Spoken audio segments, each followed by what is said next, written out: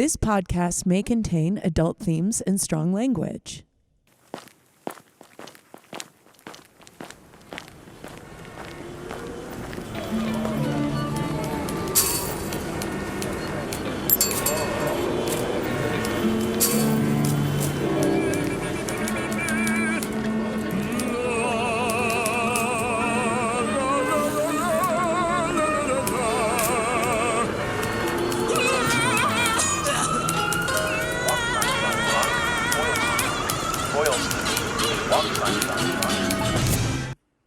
You stepped onto Busker's corner. 1, 2, 3.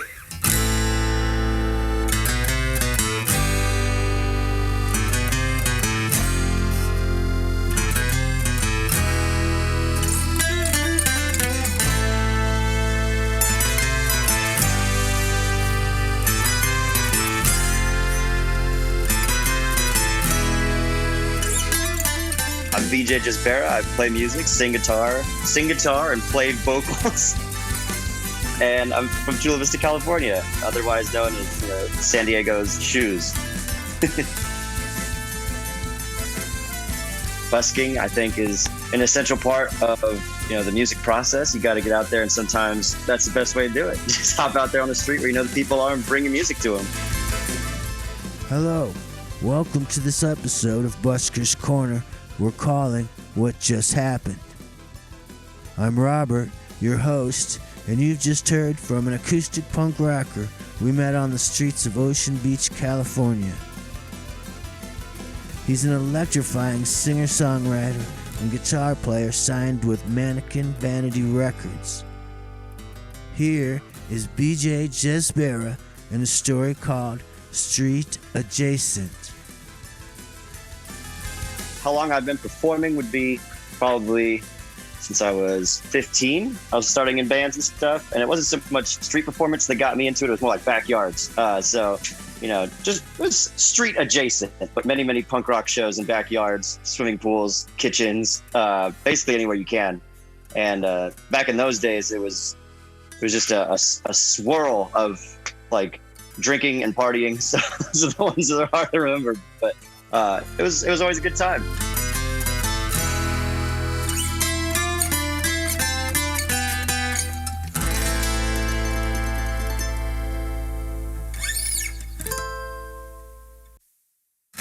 Everyone knows there's a lot of songs out there to get the party going. But this one's for those of you nursing a sweet, sweet hangover. Good luck, mis amigos. In the gigging versus busking fight, I would say they're both pretty good. They have their pros and cons. I like the gigging because, there's usually a PA and a sound system and stuff. Sometimes you busk just out there screaming at people and, be wearing on the voice, especially if nobody's watching you. Then you're like, come on, man, why am I screaming at these people? But, sometimes you just got to do it. So I think a good story about, just gigging and busking in general is a day when a gig turned into a busking event because the gig shut down. I was supposed to play. This is back when I was in a little punk rock band. So we were playing in a Hot Topic, and we were actually doing a Hot Topic circuit. There's several Hot Topics down here, and they were doing live music, and we were just one of the top bands in that circuit. So they were using us a lot, but one of the malls said no more music. But they didn't tell us that. So when we showed up, we were very salty. So we just bought acoustic guitars, started playing outside the shop, and the Hot Topic people were fine with it. They didn't care. But then, again, mall security comes and kicks us out. Then we're like, well, we're not leaving. So we go outside, and another mobile busking situation. We got resourceful. I got inside a shopping cart, had my friend push me around. And I figured they wouldn't be able to kick us out if they couldn't catch up to us. So we just ran around the outside of the mall playing music on my acoustic guitar and screaming at people. Yeah, it was funny. People would, kind of congregate for one little second, and then we'd have to run real quick so that nobody would catch us. And I think that's a fun story because it just kind of like encapsulates everything, like resilience in the music world, and you just got to stay on your toes.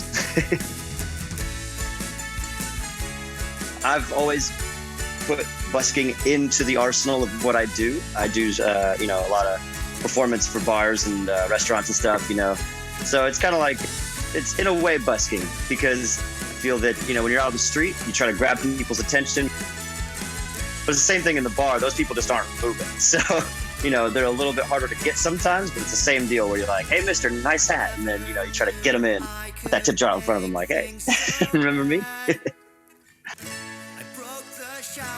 Yeah, over the years, I've played in primarily bar restaurant settings. I've done some busking and playing outdoors as well, but most of the time I'm inside, and I've gone everything from like 5-star restaurants to like the lowest dive bar you can think of, where people are throwing glasses across the room. So it's like a little Blues Brothers moment. So that's where I cut my teeth basically when I took music seriously. I was playing in bars. Good all of a sudden story just happened to me last night, actually. I was playing down on 3rd Avenue. I'm not going to say the name of the place because I don't want to burn anybody out with this story, but it's pretty funny. I was playing La Cucaracha, which in Spanish means the cockroach. And I had a whole bunch of family and friends in the bar. And as I'm playing this song, I guess someone notices one crawling across the floor. And it became part of the set because they flicked it at me. And I'm not going to hurt it or do anything. So I'm just going to let it run around a little bit. And it starts crawling up the wall. And we're just dedicating the whole song to him. And yeah, that was just like one of those spur of the moment, like things you can capitalize on. A weaker musician would have freaked out and ran away, but he became part of the band that night.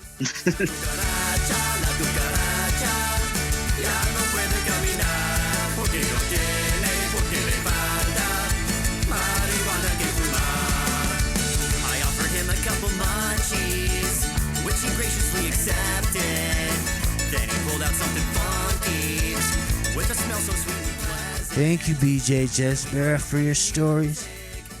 Shopping cart busking and Roaches joining the band always gets your story heard here on Busker's Corner.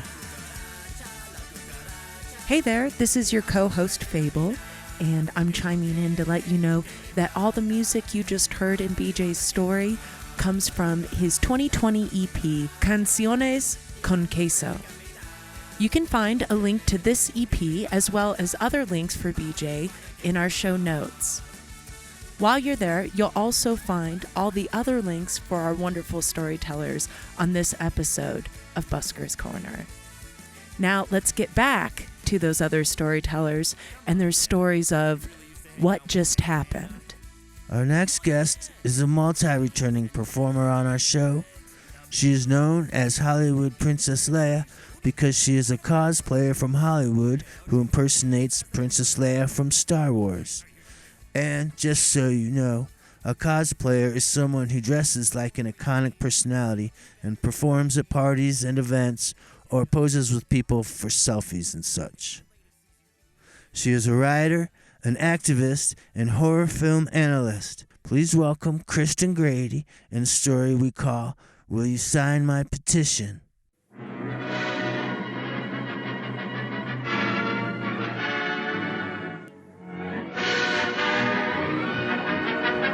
I'm known as Hollywood Princess Leia. I have been petitioning to get Carrie Fisher, who played Princess Leia in Star Wars, a star on the Hollywood Walk of Fame. And it's not the handprints. People confuse them. The Chinese Theater, which is just one little part of Hollywood Boulevard between Orange and Highland, they have the handprints in the cement that people think is Hollywood is famous for. But the Hollywood Walk of Fame are the stars with people's names on it, and that goes for miles down Hollywood Boulevard. We take you now to Hollywood Boulevard, then down the renowned thoroughfare of the world's film colony, and we see the life and hustle as we pass the theaters and many fine buildings. It was one of those Hollywood, I can't believe it feels like a movie moments.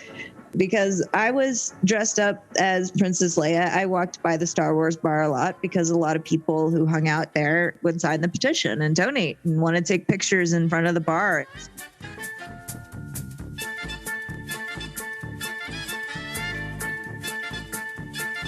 So I had walked by there several times, and it was on a Tuesday.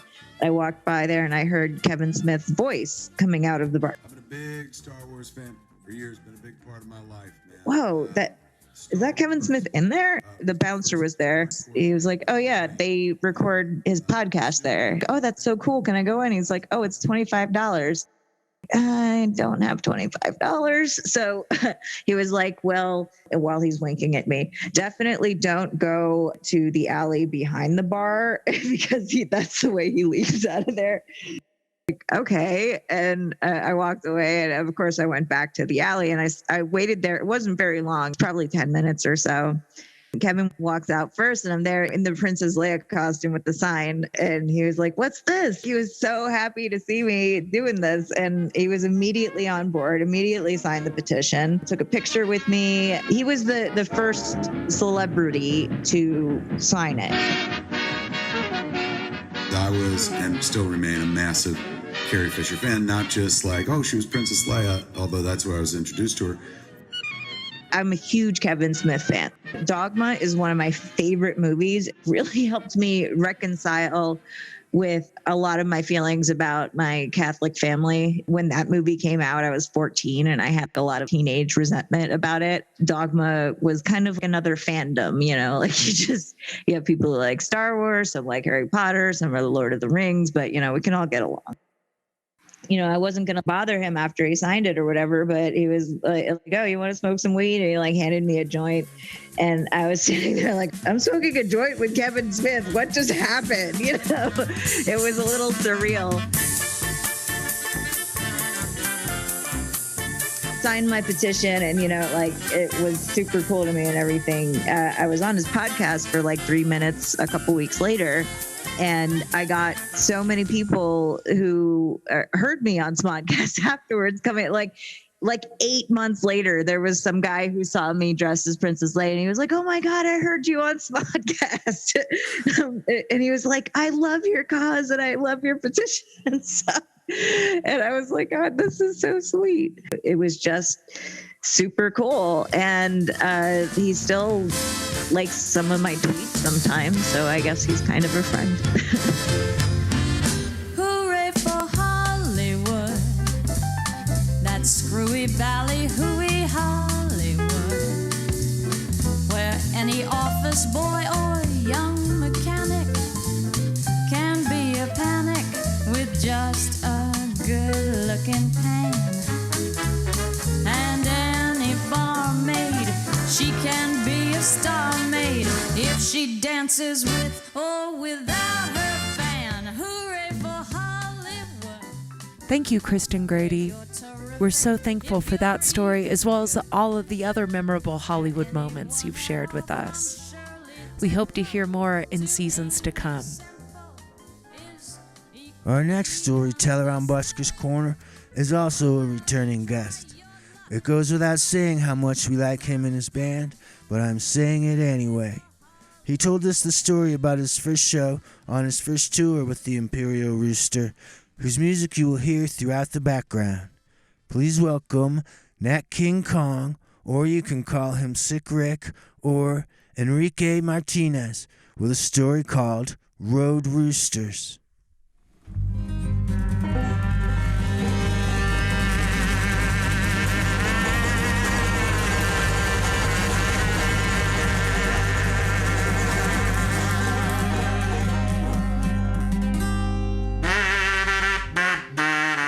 My name is Enrique Martinez. I'm also known as Sick Rick and Nat King Kong and the Imperial Rooster.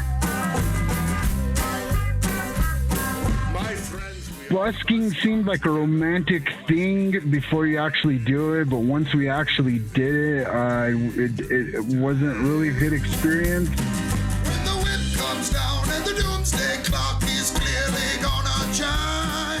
Gigging is a lot better because sometimes there's a guarantee. Busking, you're kind of just almost putting it into other people's hands. Both have a lot of benefit. As far as my opinion is, I gotta say I prefer gigging.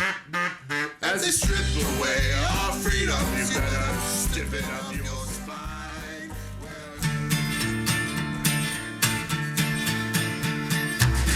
Okay, so our first tour ever, we didn't know we weren't going to have a drummer until like a month before we went on tour, and it was already booked and everything. So we just said, fuck it, and we're a string band. Our first show was at the Lion's Lair in Denver on 4/20, the year that they legalized marijuana. And we were like fucking so psyched. We're like, this is gonna be great.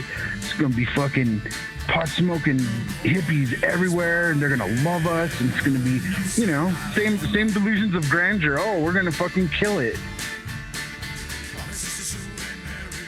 And we thankfully we had met Sarah P, and she was down to let us stay at her house, which I thought, I was like, yeah, that's like a punk rock thing to do. Fuck a hotel. Like, we just need to stay with people, save some fucking money.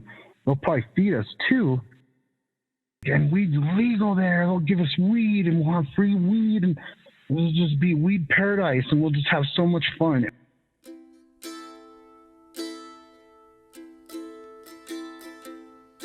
.420 in Denver, the first year it's legal, they throw the cannabis cup there. We drive in and it's fucking raining and there's just sad fucking hippies everywhere, and we're just like, what the fuck happened?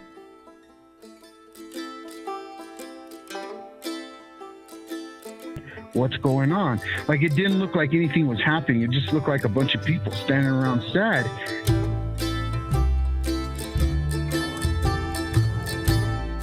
And we found out that someone had pulled a gun and shot someone's dog, or something fucked up like that, and they had shut the whole thing down. Literally all the people that would be in Denver, like, straight up just left. Ain't no choice of mine to work in their mind. I live in a wasteland. And we got to the Lion's Lair, like, we started, and of course they put us on first, because that's usually what happens. We play our show at the Lion's Lair, and like, no one gives a fuck. Like, literally the bartender and his bar backers there, and they're just like staring at us bored. Like, they didn't even talk to us. Like, they didn't give a fuck. We got one word answers from all these people. They just didn't give a fuck at all. When we start playing, all of a sudden we play like 2 or 3 songs, and the bartender starts bringing us shots. We're just like, fuck yeah, that's the way we roll.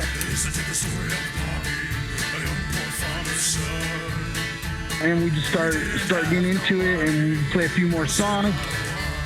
We get more drinks, and then people start enjoying it.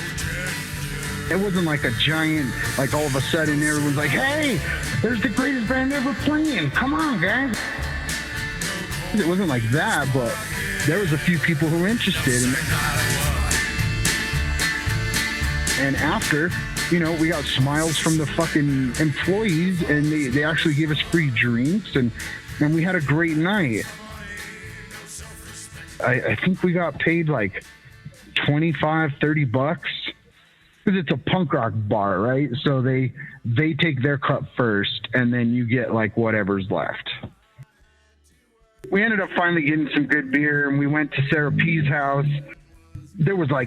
It was like this punk rock house, right? So like there was probably about 5 or 6 punk rockers that actually lived there, but like any number of people crashed there at any point in the day. And there was couches out on the porch. Cody LaRue was just like, I'm gonna just sleep out here. You know, Corn Syrup got the couch, Lulu and Skilly got a couch, and I was on the floor. We're all just talking shit, drunk, and, you know, making each other laugh, saying silly shit. Then that King Kong started cracking jokes, and we started cracking cans. God damn, I'm hungover again. My baby. Out of nowhere, this fucking kid pops out of the cupboard.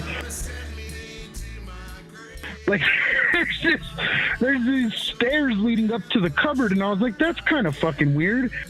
Well, yeah, that's because someone was living in the fucking cupboard. He had converted the cupboards into a little, like, bunk. Like it was some Japanese hotel.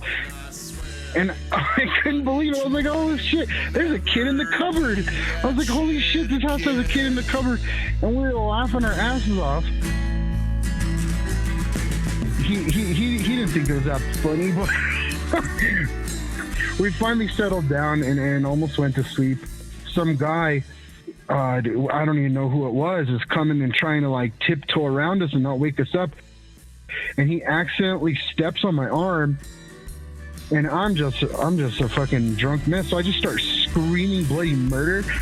Oh, my arm! Oh, my God! You killed me!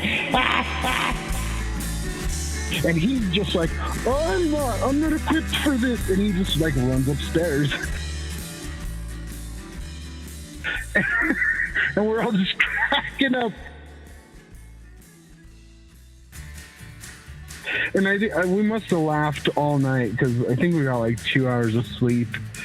That was our first tour, our first gig of our first tour. And of course, Corn Syrup was up at 5 a.m, and he went and got us coffee and stuff. And we jumped on the road as soon as we could and on to the next town.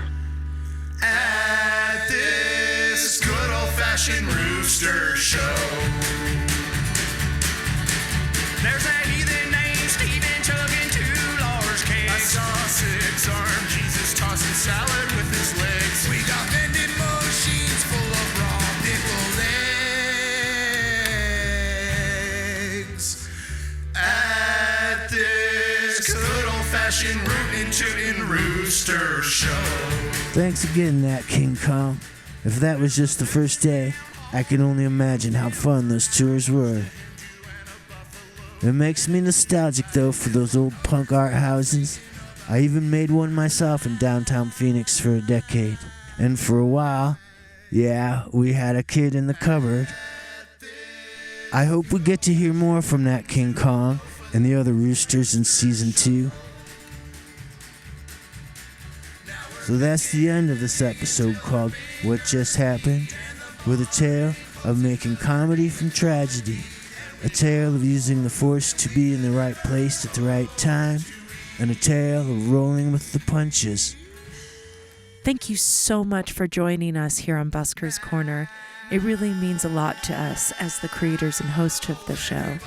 And we hope that you'll remember to tell your friends and family about us and help our podcast grow. Big thanks to all the incredible artists who shared their stories with us. Check out their links in the show notes, and we'll see you soon with more true stories from the world of street performance. But for now, you're stepping off Busker's Corner. Donkey jumping, piss drunken, fire cracking, pig forking, lizard choking, house burning, Jesus hugging, Satan slapping, mama spanking, wife killing, heartbreaking, Harley barking, girlfriend hating, crab throwing, sternum slamming, horse chucking.